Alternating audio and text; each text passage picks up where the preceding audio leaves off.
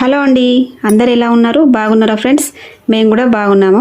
ఇంకా ఈరోజు వచ్చేసి పచ్చిమిర్చి ఎక్కువగా ఉన్నాయన్నమాట. అంటే ఇవి సన్న కాయలు, ఇవి కారంగా ఉంటాయి, చాలా చాలా బాగుంటాయి. పచ్చడి చేసినా కానీ కర్రీస్లో వేసినా కానీ. ఇంకా పచ్చిమిర్చి సన్న కాయలు ఉన్నాయి, ఫ్రెష్గా ఉన్నాయి కాబట్టి కొబ్బరి ఇంట్లో ఉంది, పల్లీలు ఇవన్నీ కలిపి పచ్చడి చేద్దాం అనుకుంటున్నాను. దోశ చేస్తాను, ఎట్లాగూ దోశలతో పాటు రైస్లో కూడా తినొచ్చు కాబట్టి ఇంకా ఎక్కువ క్వాంటిటీతో చేస్తున్నాను అనమాట. అసలైతే దోశలకి నేను పల్లి చట్నీ ఎక్కువ చేస్తూ ఉంటాను. ఈరోజు కొబ్బరి కూడా ఉంది ఇంట్లో, అలాగే పచ్చిమిర్చి సన్న కాయలు చాలా బాగుంటాయి పచ్చళ్ళలో వేస్తే. ఇవి నార్మల్గా లావుగా ఉండే కాయలు కాకుండా నార్మల్ కాయలు కాకుండా సన్న పచ్చిమిరపకాయలు అనమాట. కాయలు ఎట్లా ఉంటాయి అంటే కారంగా ఉంటాయి, చాలా బాగుంటాయి. ఇవి ఆయిల్లో కొంచెం ఫ్రై చేసుకొని సాల్ట్ వేసుకొని రైస్లో కలుపుకొని తింటుంటే చాలా బాగుంటాయి. ఇంకా నేనైతే ఈరోజు పచ్చడి చేస్తున్నాను అనమాట. మొత్తానికైతే పచ్చిమిర్చి మంచిగా శుభ్రంగా కడిగి పక్కన పెట్టేశాను. కొబ్బరిని కూడా చిన్న చిన్న ముక్కలుగా కట్ చేసి డ్రై రోస్ట్ చేస్తున్నాను. ఇవి డ్రై రోస్ట్ చేసి మంచిగా పల్లీలతో పాటు మిక్సీ పట్టేసి అలాగే పచ్చిమిర్చిని కూడా కొంచెం ఆయిల్లో వేసి ఫ్రై చేసి మొత్తానికైతే సింపుల్గా పచ్చడి చేసేస్తున్నాను. రైస్లోకి అయితే చాలా బాగుంటుంది అనమాట. ఈ పచ్చిమిర్చి నాకు చాలా ఇష్టం. ఇంకా పల్లీలు కొబ్బరి డ్రై రోస్ట్ చేసిన తర్వాత ఒక ఆనియన్, ఎల్లిపాయలు, జీలకర్ర, ఫ్రై చేసిన పచ్చిమిర్చి, ఉప్పు, తగినంత చింతపండు వేసి ఇంకా మంచిగా మిక్సీ పట్టేయడమే. ఇందులో కావాలంటే టమాటాలు కూడా వేయవచ్చు. నేనైతే టమాటాలు వేయకుండా చింతపండు, పచ్చిమిర్చి, కొబ్బరి, పల్లీలు ఇవి మాత్రమే వేసి ఎల్లిపాయ, ఉల్లిగడ్డలు కూడా కొంచెం ఎక్కువనే వేసాను. ఇంకా మిక్సీ పట్టేసి పక్కన పెట్టేశాను. ఇంకా ఇప్పుడైతే తాలింపు చేస్తున్నాను అనమాట.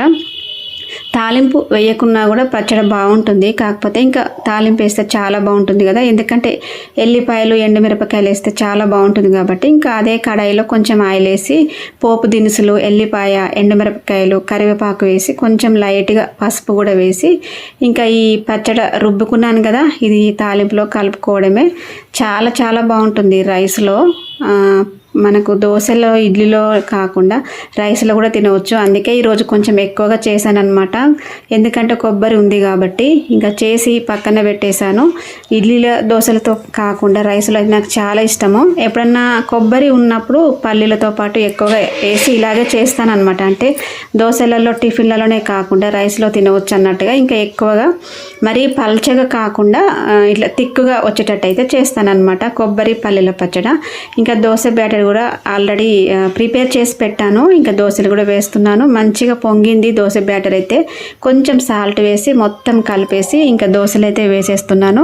ఇంకా మా వాళ్ళైతే ఇంకా స్నానాలు చేసి రెడీ అవుతూ ఉన్నారు. రెడీ అయిన తర్వాత వాళ్ళకు బ్రేక్ఫాస్ట్ తినిపించి ఇంకా స్కూల్కి అయితే పంపించాను పిల్లల్ని. ఇంకా లంచ్లోకి అయితే ఈరోజు ఆలు కర్రీ చేస్తున్నాను అనమాట.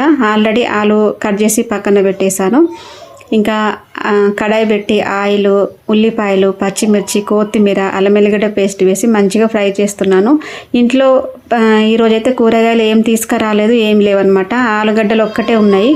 ఇంకా తొందరగా రెడీ అవుతుంది అన్నట్టుగా మళ్ళీ బయటికి వెళ్ళి రావాలంటే టైం పడుతుంది. ఇంకా ఉన్న ఆలుగడ్డలు అయితే టిఫిన్స్ అంటే పిల్లలకి టిఫిన్ బాక్స్లోకి అందాలి కాబట్టి తొందరగా ఆలు ఫ్రై అయితే చేస్తున్నాను. అంటే ఫ్రై కాకుండా ఇటు కొంచెం గ్రేవీ కర్రీ లాగా అయితే చేస్తున్నాను అనమాట. టమాటాలు కూడా లేకుండా కొంచెం వాటర్ వేసి కొంచెం గ్రేవీ లాగా అయితే చేశాను.